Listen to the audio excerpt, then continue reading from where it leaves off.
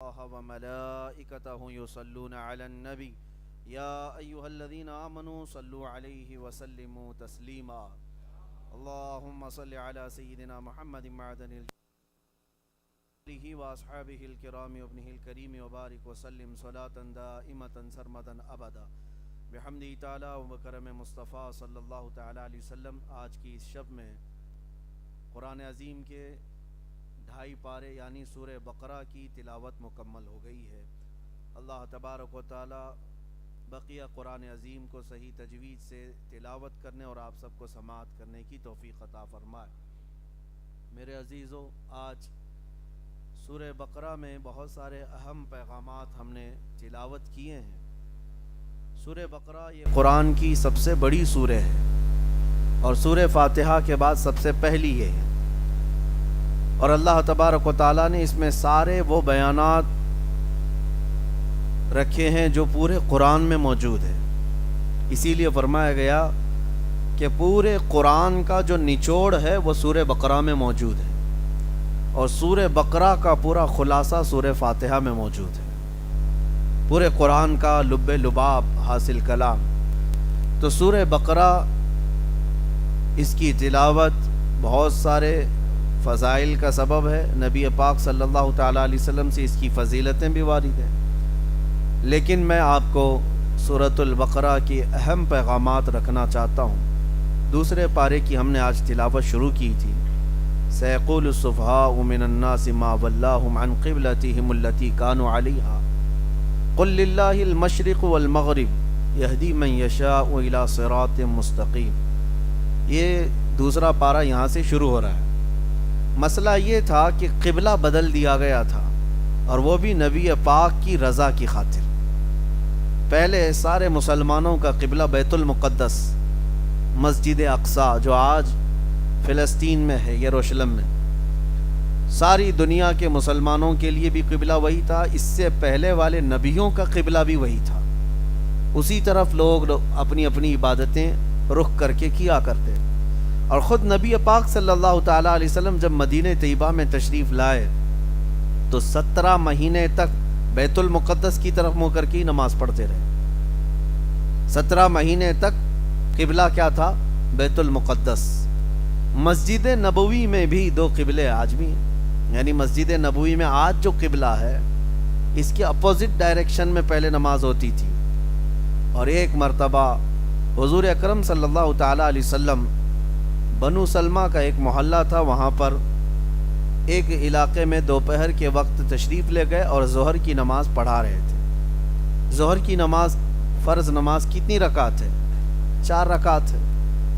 نبی پاک صلی اللہ تعالیٰ علیہ وسلم اس طرف منہ کر کے، اگر وہاں پر مدینے میں اگر آپ جائیں گے، بیت المقدس اس طرف ہے تو خانہ کعبہ اس طرف ہے، دونوں اپوزٹ ڈائریکشن میں، بالکل اپوزٹ ہے۔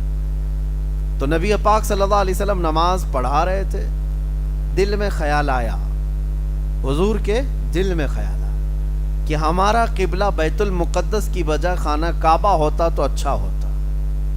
یہ کہاں حضور کے دل میں خیال آیا، کسی کا سے ذکر نہیں فرمایا، اور حضور نے دل میں یہ خیال کر کے آسمان کی طرف چہرہ اٹھایا۔ 1 بار 2 بار نبی پاک صلی اللہ علیہ وسلم اپنا چہرہ آسمان کی طرف اٹھا رہے تھے۔ کس سوچ سے، کس امید سے کہ قبلہ ہمارا بیت المقدس کی بجائے خانہ کعبہ ہوتا۔ میاں ہماری اور آپ کی نماز اور ہے، ہمارے دل میں کسی اور چیز کا خیال آئے تو نماز خراب ہو، لیکن وہ رسول رحمت ہیں، ان کے دل میں خیال آئے تو مولا آیتیں بھیجتا ہے۔ رب تعالیٰ نے جبرائیل امین کو نماز کی حالت میں بھیجا آیت دے کر، اور وہی آیت آج ہم نے تلاوت کی ہے اپنی نماز میں۔ جبرائیل امین آئے، رسول کریم صلی اللہ تعالیٰ علیہ وسلم کو آیتیں سنانے لگے، حالت نماز میں وہی اتر رہی ہے۔ اور کیا پیغام تھا؟ قد نرا تقلب وجہک فی السماء، اے محبوب ہم آپ کا آسمان کی طرف چہرہ اٹھانا دیکھ رہے ہیں۔ رب تبارک و تعالیٰ فرماتا ہے ہم آپ کا چہرہ اٹھانا دیکھ رہے ہیں۔ فَلَنُوَلِّيَنَّكَ قِبْلَةً تَرْضَاهَا، اے محبوب ہم آپ کو اسی طرف پھیر دیں گے جہاں آپ کی رضا ہوگی، جہاں آپ کی خواہش ہے، جہاں آپ کی مرضی ہے، اسی لیے امام اہل سنت فاضل بریلوی رحمۃ اللہ تعالی علیہ فرماتے ہیں خدا کی رضا چاہتے ہیں دو عالم. پوری کائنات کس کی رضا چاہتی ہے؟ اللہ راضی ہو جائے. تم بھی چاہتے ہو، ہم بھی چاہتے، ساری دنیا چاہتی. خدا کی رضا چاہتے ہیں دو عالم. خدا چاہتا ہے رضا محمد. لیکن خدا کس کی رضا چاہتا ہے؟ میرا حبیب راضی ہو. آیت تو اتر گئی، ہم آپ کو اس طرف پھیر دیں گے جس طرف آپ کی مرضی ہے اے محبوب. لیکن اسی کے فوراً بعد دوسری آیت آئی، فَوَلِّ وَجْهَكَ شَطْرَ الْمَسْجِدِ الْحَرَامِ. دیر کس بات کی اے محبوب؟ اسی نماز میں اپنا چہرہ اب خانہ کعبہ کی طرف کر لیں. اسی نماز میں، یہ نہیں کہ ابھی ظہر ہو جانے تو عصر کے بعد. نہیں، رسول کی رضا ہے، 2 رکعت ہو چکی، ابھی آپ چہرہ پھیر لیں. حضور کی رضا میں کسی بات کی تاخیر مولا نہیں فرماتا. مولا نہیں فرماتا. حضور 2 رکعت پڑھا چکے تھے، اسی وقت نبی پاک صلی اللہ علیہ وسلم گھوم گئے اور اپنا چہرہ گھما کر کے خانہ کعبہ کی طرف کر لیا. خانہ کعبہ کی طرف پھر گئے. میرے عزیزوں، پیچھے صحابہ بھی کھڑے تھے جو جماعت چل رہی تھی. امام اگر گھوم جائے تو مقتدیوں کا چہرہ اور اس کا چہرہ آمنے سامنے ہو جائے گا. اگر آج امام گھوم جائے تو آپ پکڑ کے پھر اس کو سیدھا کر دیں، میاں ادھر کیوں گھوم رہے ہو؟ اور اگر گھوم گئے تو ہماری نماز خراب ہوئی.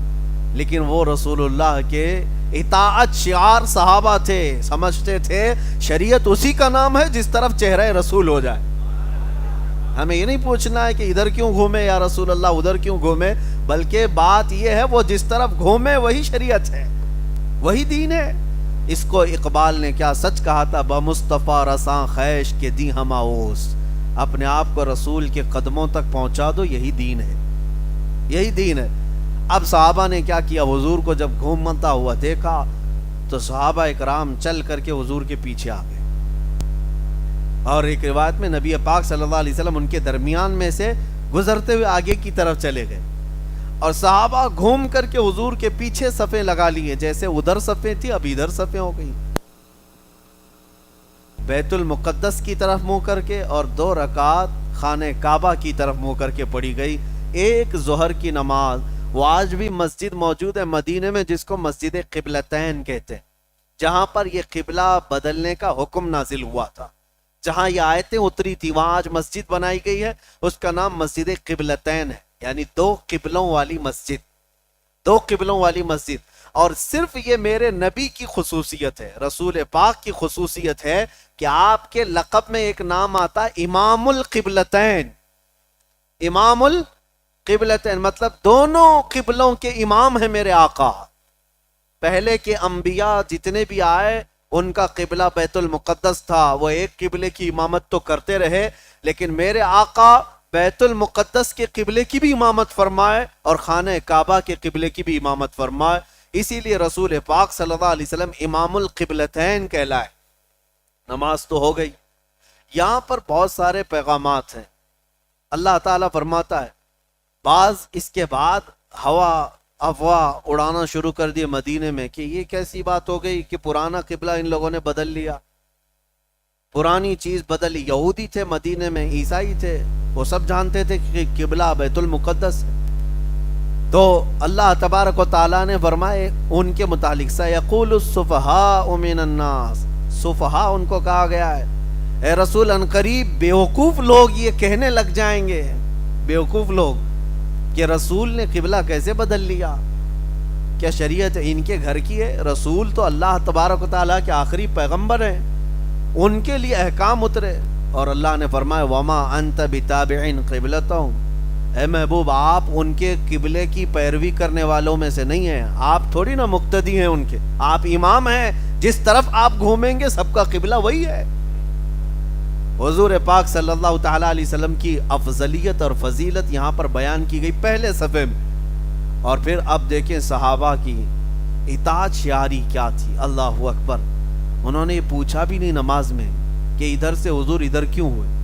خود رسول پاک صلی اللہ علیہ وسلم نے نماز کے بعد فرمایا اے مسلمانوں مبارک ہو، اب اللہ تعالیٰ نے ہماری پسند کا قبلہ خانہ کعبہ کر دیا اور قیامت تک کے مسلمانوں کے لیے اب قبلہ خانہ کعبہ ہوگا. حضور نے یہ پیغام دیا، بشارت دی. اب سنیے صحابہ کرام رضوان اللہ تعالیٰ علیہ مجمعین کتنا فوری عمل کرنے والے، جس کو کہتے ہیں کوئک طریقے سے فوراً حضور کا فرمان آئے ادھر عمل کیا، وہ یہ سوچتے بھی نہیں تھے۔ شراب بھی جب حرام ہوئی تھی، جس کے ہاتھ میں پیالے تھے وہیں سے چھوڑ دیا تھا انہوں نے، کوئی اگر ہونٹوں تک لگایا تھا اور فرمان رسول سنائی دے دیا کہ آج سے شراب حرام ہے، وہیں سے انہوں نے پھینک دیا، 50 سال پرانی شراب پھینک دیا۔ مدینے کی پوری نالیاں جو ہے گٹر شراب سے بھر گئی تھی، سب نے توڑ دیے تھے۔ وہ فرمان رسول پر اتنی تیزی سے عمل کرتے تھے کہ چوں چرا نہیں، کیوں اور کیا وجہ بھی نہیں پوچھتے۔ اب میں آپ کو جو بات بتا رہا ہوں اور تعجب کی ہے، یہ وہ صحابہ تھے جنہوں نے حضور کو گھومتے ہوئے تو دیکھا تھا، حضور کے پیچھے نماز پڑھے۔ اب ان کی ظہر تو ہو گئی، واپس جا رہے تھے مدینہ طیبہ کی طرف، بیچ راستے میں کچھ صحابہ اور بھی کہیں جماعت سے نماز پڑھ رہے تھے، تو حضور کے پیچھے پڑے ہوئے جو صحابہ تھے وہ گزر رہے تھے، انہوں نے دیکھا کہ ایک جماعت یہاں نماز پڑھ رہی ہے اور ان کا قبلہ بیت المقدس کی طرف ہے، ان کو تو پتہ نہیں ہے، لیکن ان کو پتہ ہے کہ رسول اللہ کے پیچھے یہ نماز پڑھ کر کیا ہے۔ تو گزرتے گزرتے نماز کی حالت میں وہ جو صحابہ تھے، پیچھے سے ایک صحابی نے پکار کر کہا، اے مسلمانوں، اللہ کے رسول کی مرضی کے لیے اللہ نے قبلہ بدل دیا، اب بیت المقدس نہیں خانہ کعبہ قبلہ ہے۔ پیچھے سے آواز دے رہے ایک صحابی اور سارے صحابہ گھوم کر خانہ کعبہ کی طرف ہو گئے۔ کیوں؟ ان کے کانوں میں بات یہ پڑی کہ رسول اللہ نے فرمایا۔ آج میں آپ کو بتاؤں، امام اگر نماز پڑھا رہا ہے، مسئلہ سن لیجیے آپ، اگر نماز پڑھا رہے ہیں، آپ نماز میں نہیں ہیں، باہر کھڑے تھے، کچھ غلطی نظر بھی آ گئی امام کی اور آپ نے پیچھے سے لقمہ دیا کھڑے ہو کر، اور امام نے لقمہ لے لیا تو پوروں کی نماز گئی، کیونکہ خارج نماز اگر کوئی ہے، نماز میں نہیں تھا، باہر کھڑا ہوا تھا اور کھڑے ہو کر کے اس نے لقمہ دے دیا، اس کا لقمہ اگر امام نے لے لیا تو امام کی بھی نماز گئی اور سب کی بھی نماز گئی۔ ہاں، نماز کے اندر جو موجود ہے وہ اگر لقمہ دیتا ہے تو امام اگر اس کا لقمہ لیا تو نماز صحیح ہے، درست ہے۔ خارج نماز اگر کوئی کہہ رہا ہے، یعنی جیسے میں کھڑا تھا اور سجدے کے بعد دوسری رکعت کے لیے کھڑا ہونا تھا لیکن ہم بیٹھ گئے، یاد نہیں تھا، بیٹھ رہے تھے، لیکن باہر کھڑا ہوا کوئی آدمی برابر واچ کر رہا ہوگا، دیکھ رہا ہوگا، اس نے چلا کر کہا اللہ اکبر، وہ نماز میں نہیں تھا، امام کو یاد آیا اور کھڑا ہو گیا دوسرے کی تکبیر سن کر، تو یہ باہر والے کی تکبیر کا لقمہ لے کر اگر امام کھڑا ہوا تو اس کی نماز باطل، ختم ہو گئی، اور جو پیچھے تھے بیچارے ان کی بھی نماز گئی، امام کی گئی تو سب مقتدیوں کی گئی۔ یہ مسئلہ میں اس لیے بتا رہا ہوں کہ یہ ہمارا اور آپ کا معاملہ ہے، لیکن مدینے میں وہ صحابہ جو خانہ کعبہ کی بجائے بیت المقدس کی طرف منہ کر کے پڑھ رہے تھے، لیکن پیچھے سے کھڑے ہو کر کے ایک صحابی نے جو نماز میں نہیں تھے، انہوں نے پکار کر کہا، اے مسلمانوں، قبلہ بدل گیا ہے، بیت المقدس نہیں خانہ کعبہ ہے۔ نماز کی حالت میں غیر نمازی جو خارج نماز، اس کا لقمہ یہ صحابہ نے لیا اور نماز کی حالت میں پھر گئے، لیکن کسی کی نماز خراب نہیں ہوئی، کسی کی نماز نہیں ٹوٹی۔ کیوں؟ اس لیے کہ وہ صحابہ فرمان رسول پر عمل کر رہے تھے۔ جب رسول پاک کی اطاعت میں ہے تو وہ عبادت میں ہے۔ یہاں تک کہ ایک آیت ہے 9ویں پارے میں، آپ جب تلاوت ہوگی تو بتاتا ہوں، حضور پاک صلی اللہ تعالی علیہ وسلم ایک صحابی کا نام لے کر پکار رہے تھے، فلاں بن فلاں کہاں ہے؟ وہ نماز میں تھے، وہ نماز میں تھے۔ حضور نے 2 مرتبہ پکارا تو وہ نماز اپنی کمپلیٹ کر کے پھر آئے حضور کے پاس۔ مسئلہ سنیے آپ، جب وہ آئے تو حضور پاک صلی اللہ علیہ وسلم نے پوچھا، میں نے تمہیں پکارا، آواز دی، تم کہاں تھے؟ تو انہوں نے کہا، یا رسول اللہ، نماز پڑھ رہا تھا۔ کہا، تمہیں اللہ کا فرمان یاد نہیں؟ یا ایھا الذین آمنوا استجیبوا للہ وللرسول اذا دعاکم، اے ایمان والو، جب اللہ اور اس کے رسول بلائیں فوراً حاضر ہو جاؤ۔ صحابی نے پوچھا، یا رسول اللہ، نماز کی حالت میں بھی؟ یعنی نماز پڑھ رہا ہوں اس وقت بھی اگر آپ بلائیں تب بھی؟ تو سنو مسئلہ، حضور نے فرمایا، ہاں، اگر نماز کی حالت میں 1 رکعت ہوئی تھی، حضور نے بلایا، تم وہیں چھوڑ کر کے آ گئے نماز، نبی پاک صلی اللہ علیہ وسلم کی بارگاہ میں حاضر ہوئے، حضور نے تمہیں کام کے لیے بازار بھیجا، سامان لائے، کسی کو پہنچانے کے لیے کہا، پہنچایا، راستے میں لوگوں سے بات چیت کیا، ملاقات کیا، گھر گئے، واپس آئے، فرمایا گیا جہاں ایک رکعت چھوٹی تھی اس کے آگے سے کنٹینیو کرے، اس لیے کہ ابھی بھی وہ نماز میں ہی ہے، ابھی بھی وہ عبادت میں ہے۔ کیوں؟ اس کی نماز باطل نہیں ہوئی، جتنی دیر وہ باہر گیا تھا وہ اپنی مرضی سے نہیں، وہ مرضی رسول سے گیا تھا۔ پتہ یہ چلا، اسی کو امام اہل سنت فاضل بریلوی کی بات یاد آتی ہے، ان کے عشق کا جواب سنو۔ انہوں نے فرمایا ہے کہ ثابت ہوا کہ جملہ فرائض فروع ہیں۔ فروع کا مطلب سمجھتے ہیں؟ ایک اصل ہے، ایک فرع، ایک اصل ہے، ایک فرع ہے۔ اصل جیسے عشاء کی 4 رکعت فرض نماز، یہ کیا ہے؟ اصل ہے۔ اس کے علاوہ جو وتر کو چھوڑ دیں، نفل جو چیزیں، ان کو فرع کہیں گے۔ ایک اصل ہے، ایک فرع ہے۔ باپ اصل ہے، بیٹا فرع ہے۔ ماں اصل ہے، بیٹا فرع ہے۔ اصل اور فرع، فرع کی جمع فروع۔ اور اعلیٰ حضرت فرماتے ہیں جتنے فرض ہیں، جتنے بھی فرض ہیں، جان بچانا بھی فرض ہے، نماز پڑھنا بھی فرض، 5 وقت کی نماز کیا ہے؟ فرض۔ یہ سارے فرض جب حضور کی بارگاہ کی بات آ جائے، اعلیٰ حضرت فرماتے ثابت ہوا جملہ فرائض فروع ہیں، اصل الاصول بندگی استاجور کی ہے۔ پہلی چیز حضور کی اطاعت، بعد میں سارے فرائض۔ اور یہ صدیق اکبر نے بھی ثابت کر کے دکھایا، حیدر کرار نے بھی ثابت کر دکھایا۔ آپ کو پتا ہے جب غار میں حضرت ابوبکر صدیق کو سانپ کاٹ رہا تھا اور حضور ان کے زانوں پر سر رکھ کر سو رہے تھے، حضرت ابوبکر صدیق نے پیر ہٹایا؟ واقعہ تفصیل سے آپ کو معلوم ہوگا، نہیں ہٹایا۔ زہر چڑھ گیا، اور وہ خطرناک سانپ کا زہر جان جا سکتی تھی، لیکن انہوں نے اپنی جان وار دی۔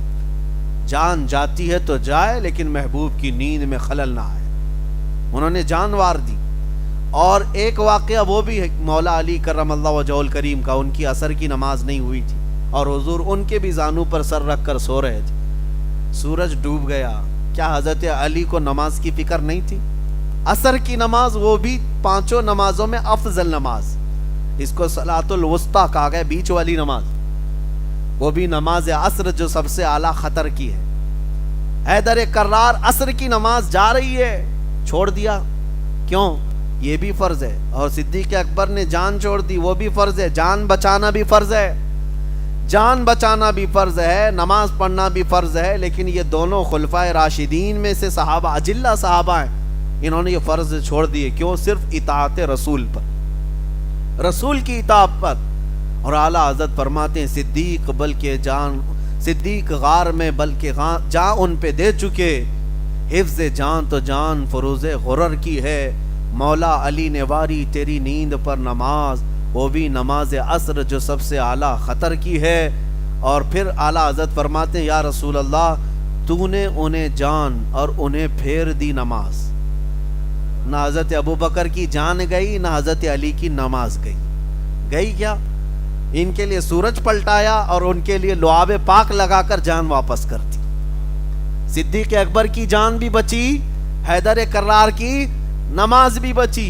اعلیٰ حضرت فرماتے ہیں یا رسول اللہ تو نے انہیں جان اور انہیں پھیر دی نماز، پر وہ تو کر چکے جو کرنی بشر کی ہے۔ ثابت ہوا کہ جملہ فرائض فروع ہیں، اصل الاصول بندگی استاجور کی ہے۔ صحابہ نے یہ ثابت کر دکھایا ہے۔ پہلی شرط ہے نبی پاک کی اطاعت۔ تو قبلہ بدلنے میں یہ حکمت تھی کہ کتنے حضور کی پیروی میں رہیں گے اور کتنے چوں چرا کریں گے۔ عزیزان گرامی وقار، اسی سورہ میں، سورہ بقرہ میں کئی احکامات آئے۔ دوسرے ہی پارے کی شروعات تھی جہاں اللہ تعالیٰ نے فرمایا وَلَا تَقُولُوا لِمَنْ يُقْتَلُ فِي سَبِيلِ اللَّهِ أَمْوَاتٌ۔ کتنی آیات کی میں تفسیر عرض کروں، بہت طویل ہو جائے گی بات۔ اللہ فرماتا ہے جو اللہ کی راہ میں مارے جائیں انہیں مردہ مت کہو، بل احیاء ولکن لا تشعرون، بلکہ وہ زندہ ہیں تمہیں اس کا شعور نہیں۔ اللہ کی راہ میں مارے جانے والے اس کو کیا کہتے ہیں آپ بتائیں؟ کوئی ورڈ ہے؟ شہید ہے۔ اس کو مجھے آج تھوڑا سا کلیریفیکیشن کرنا ہے آپ کے سامنے۔ کچھ آج کے پاکھنڈیوں کو پیٹ میں یہ بھی درد ہونے لگا کہ یہ شہید شہید کہہ کر کے 70 حوروں کی لالچ دے کر کے لوگوں کو مرواتے۔ اور کئی لوگ یہ سوال کرتے ہیں 70 حوریں چاہیے 72 حوریں چاہیے، یہ مذاق اڑاتے ہیں، مذاق اڑاتے ہیں۔ میں ان سے کہتا ہوں شہید ہونے پر یقیناً اجر ہے اور وعدہ ہے اللہ کا، 70 کیا وہ چاہے 700 حوریں عطا فرمائے۔ ان کو تکلیف اس بات کی ہے کہ جو شہید ہوتا ہے اسلام میں اس کی اتنی فضیلت بیان کی جاتی ہے، اور یہ مرتے ہیں تو حوریں حاصل کرنے کے لیے مرتے ہیں، حوریں حاصل کرنے کے لیے مرتے ہیں۔ پہلی بات تو یہ ہے حوریں حاصل کرنے کے لیے نہیں، اللہ کی رضا کے لیے جو شہید ہوتا ہے اسی کو حوریں ملتی، اور جو حوروں کے لیے مرتا ہے اس کو شہادت نہیں کہتے، شہادت نہیں۔ اللہ کی رضا کے لیے جو شہید ہوا اسے حوریں مل جاتی ہیں الگ بات ہے، لیکن حوروں کے لیے جو مرتا ہے وہ لنگور ہے۔ ہاں جو صرف اور صرف لڑکیوں کے لیے مر گیا ہو، مجازی عشق کے لیے مر گیا ہو، وہ نہیں ہے، شہید کا درجہ الگ ہے۔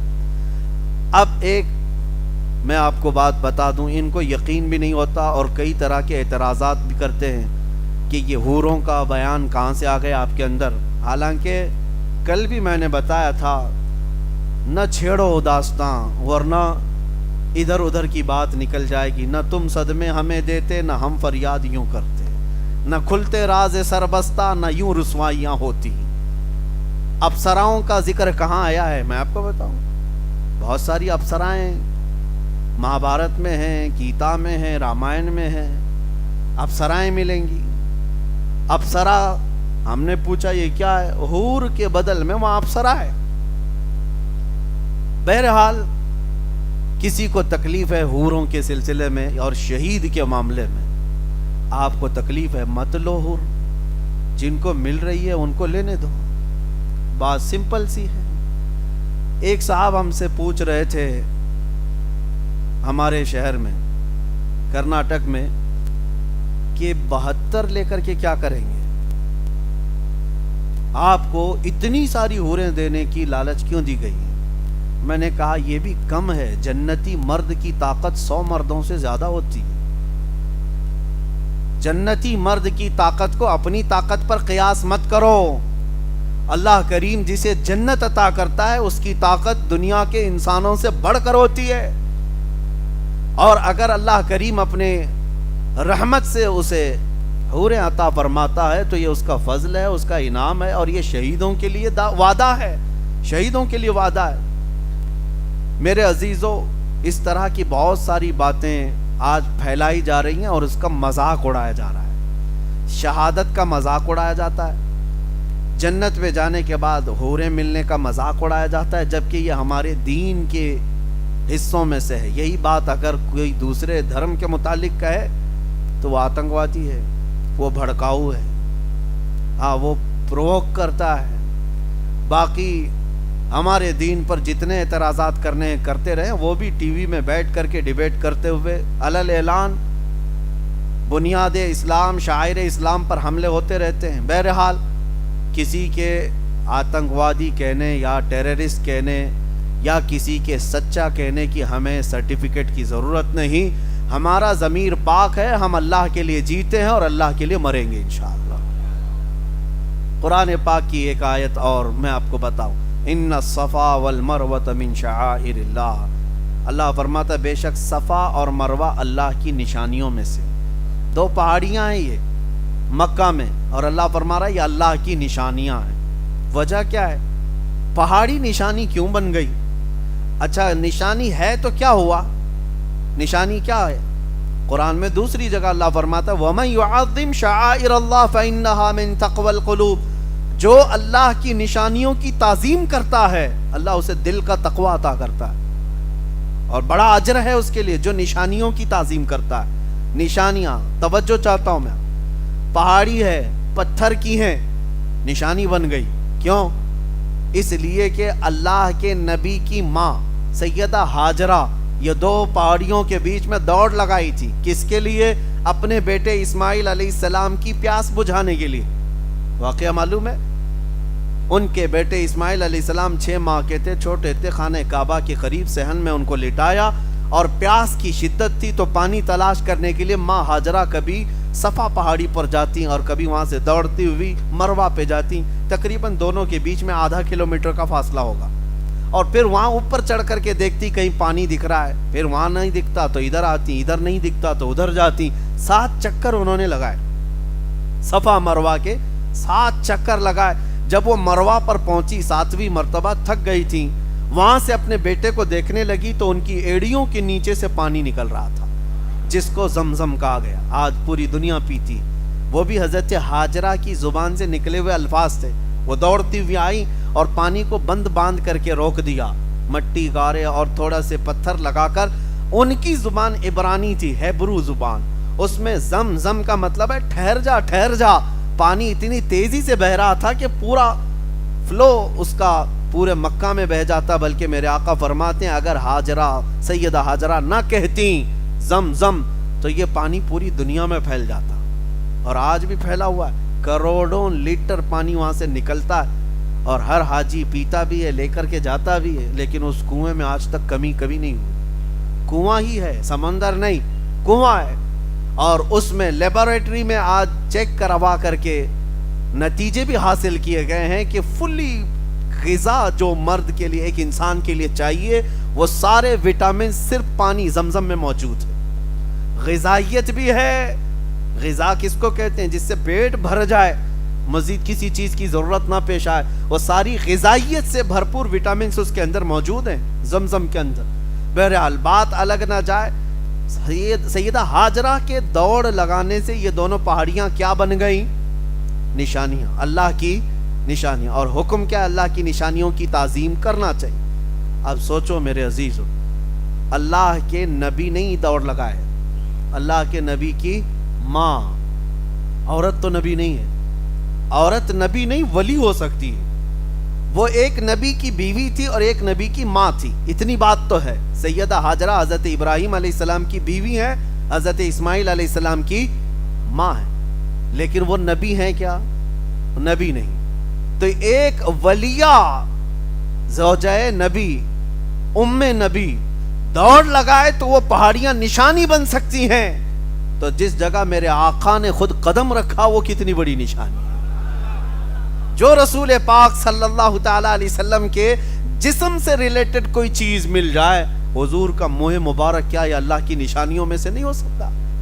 ہم تعظیم کرتے ہیں تو کچھ لوگوں کے پیٹ میں درد ہوتا ہے، یہ بریلویوں کا بنایا ہوا ہے. میرے عزیزو، قرآن کہتا ہے اللہ کی نشانیاں، پہاڑی پتھر نشانیاں بن سکتی ہیں، وہ بھی ایک ولیہ کے دوڑنے کی وجہ سے. اور یہ بات بھی میں آپ کو بتا دوں، اللہ نے نشانی بنا کر رکھ دیا. قیامت تک آنے والے حاجی اب دوڑتے رہیں گے. میاں آپ کیوں دوڑ رہے ہیں؟ ابھی آپ عمرہ بھی کریں گے تب بھی دوڑیں گے، حج کریں گے تب بھی دوڑیں گے. صحیح میں دوڑنا ہی. وہ نبی کی ماں سیدہ ہاجرہ، وہ تو پانی کے لیے دوڑ رہی تھی. تم تو پانی پی پی کے دوڑتے ہو. زمزم قریب میں رکھا رہتا ہے، ہر دوڑ پہ گلاس اٹھاؤ اور پیو اور پھر دوڑو. اب دوڑنے کی حکمت تو سمجھ میں نہیں آتی. کیوں؟ اب تمہیں حکمت سمجھنے کی ضرورت بھی نہیں، اس لیے کہ اب تم پانی کے لیے نہیں دوڑ رہے ہو. یہی تمہیں میں بتانا چاہتا ہوں. اب جو بھی حاجی یا معتمر دوڑ رہا ہے وہ پانی کے لیے نہیں، بلکہ اللہ کی ایک ولیہ کی سنت ادا کرنے کی ہے. ہمارے بزرگوں کے طریقوں کو زندہ رکھنا یہی ہمارا دین ہے، یہ ہمارا دین ہے. اور اگر کوئی بزرگوں کی نشانیاں چن چن کر کے مٹانا چاہتا ہے تو میرے عزیزو یہ خائب و خاسر ہونے والا بندہ ہے. جس طرح کہ آج سعودی حکومت نے وہاں سے نشانیاں مٹا ڈالی، نبی پاک صلی اللہ تعالی علیہ وسلم سے متعلق بہت ساری چیزیں انہوں نے ختم کر دی، اور یہودیوں سے ریلیٹڈ چیزیں اب وہ ہیریٹیج بن گئی، تاریخی بن گئی. اب آپ وہ اس کو ٹورسٹ پلیس بنا رہے ہیں سعودی کو. تو مدائن صالح اولا جو پرانے انبیاء اکرام کے شہر تھے اس کو بنا کر کے لوگوں کو اٹریکٹ کرنے کی کوشش کر رہے ہیں کہ آؤ، لیکن وہ بھی اس لیے کہ ویزے کے پیسے آئیں گے. باقی میرے مصطفیٰ کریم صلی اللہ علیہ وسلم کی یادگار چیزیں مدینے میں بہت ساری تھیں، انہوں نے ختم کر دیا.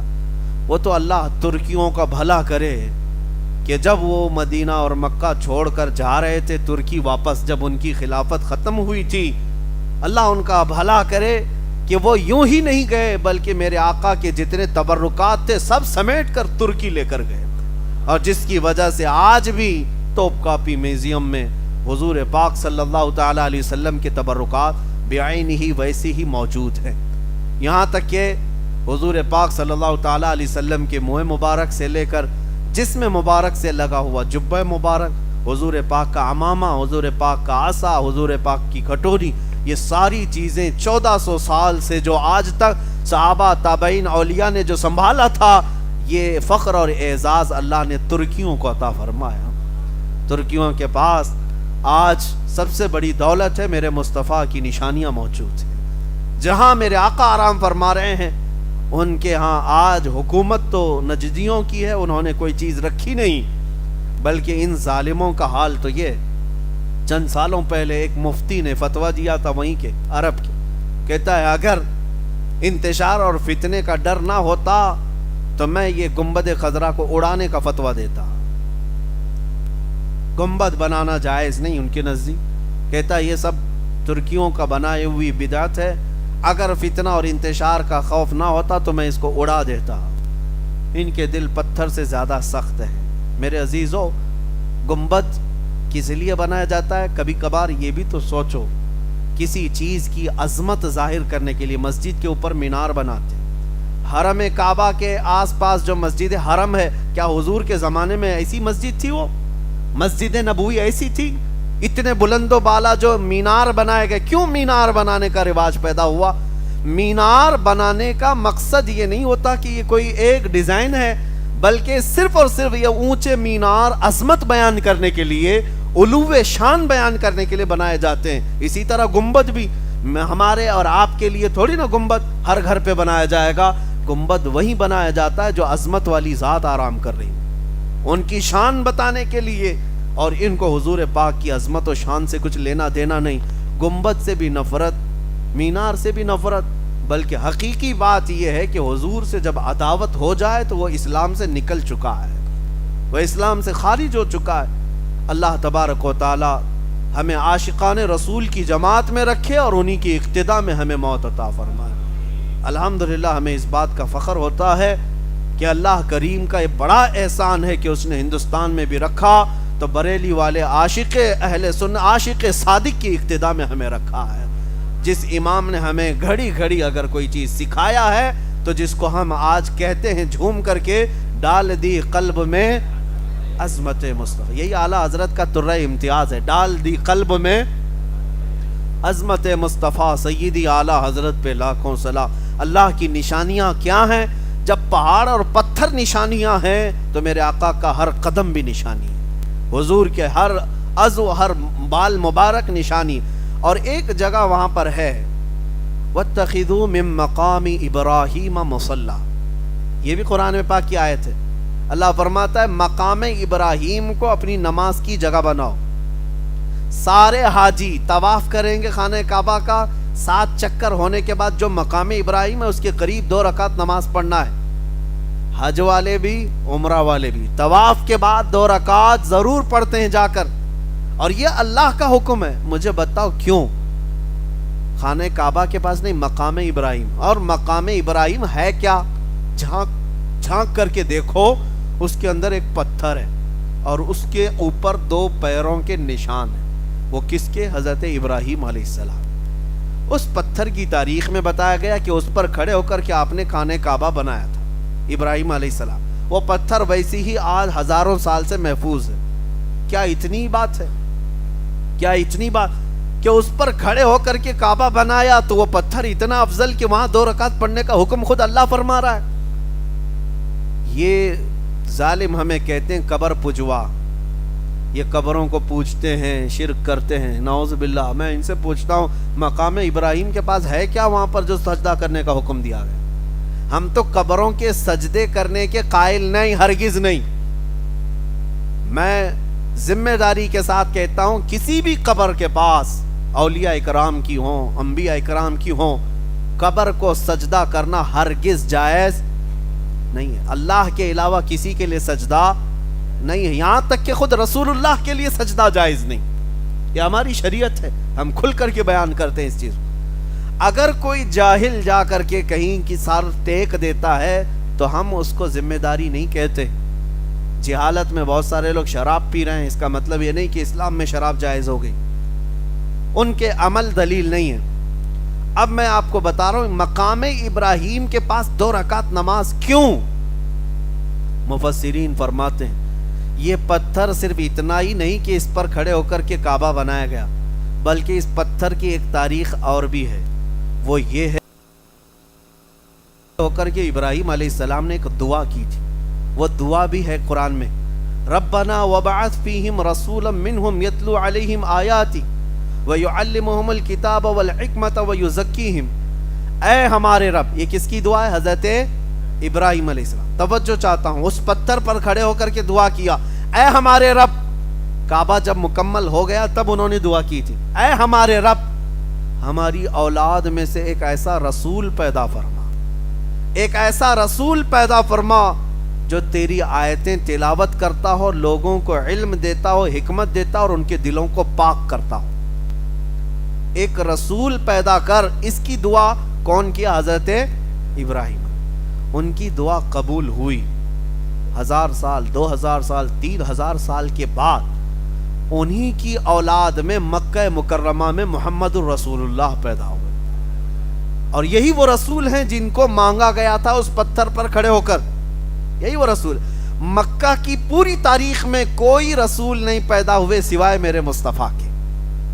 شبہ ہونے کا چانس ہی نہیں ہے کہ حضرت ابراہیم کی دعا سے جو نبی پیدا ہوئے وہ اور تھے جو مکہ میں پہلے پیدا ہوئے، نہیں، مکہ میں ایک ہی نبی پیدا ہوئے، وہ میرے آقا محمد رسول اللہ صلی اللہ علیہ وسلم۔ اب رسول اللہ نے خود فرما بھی دیا، انا دعوت ابی ابراہیم و بشارت عیسیٰ۔